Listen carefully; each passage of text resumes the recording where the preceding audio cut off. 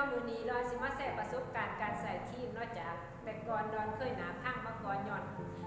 ใส่ครีมเนาะในท้องตลาดโดยที่ดอนบ่ฮู้ว่ามันมีสารสเตียรอยด์บ่มีสารบาโลดเนาะแต่ก็เลยเอามาใส่เมื่อใส่ไปแล้วเนาะทำอิฐมันก็เฮ็ดให้หน้าเฮาขาวเนาะแต่ว่าเมื่อโดนมากแล้วมันเฮ็ดให้หน้าเฮาบางเมื่อเฮาไปตากแดดแบบหน้าเฮาก็เข้าบานเป็นสิวเกิดสิวขึ้นมาเนาะแต่มื้อนี้ดอนได้มี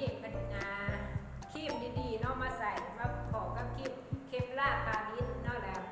เมื่อใส่ไปหอด15 มือเนาะเฮ็ดให้หน้ารู้สึกว่าฝาในหน้าจางลงเนาะแล้วก็เฮ็ดให้หน้าเฮาซุ่มขึ้นเนาะและใส่คู่กันกับครีมเคปล่าลิปอัพเนาะครีมเคปล่าลิปอัพตัวนี้จะไปสวยบำรุงหน้าเนาะเฮ็ดให้หน้าเฮาซุ่มแล้วก็ลดห้อยตีนกาเนาะเฮ็ดให้ห้อยตีนกาเฮาคืนอย่าที่ขาดบ่ได้ก็คือตัวนี้เนาะเมื่อเฮาออกแดดเฮาก็ต้องได้ใส่ครีมได้ใส่กันแดดเนาะซึ่งเราก็ได้ใส่ตัวนี้เนาะเป็นเคปล่าโมเน่ตัวนี้กันแดดได้ถึง35 PA บวกและเกลือการเทิงน้ำและก็ควบคุมความมันได้ดีเนาะทานสาวๆทานใดอยากซื้อไปใส่เนาะกินบล็อกมา2 ทาง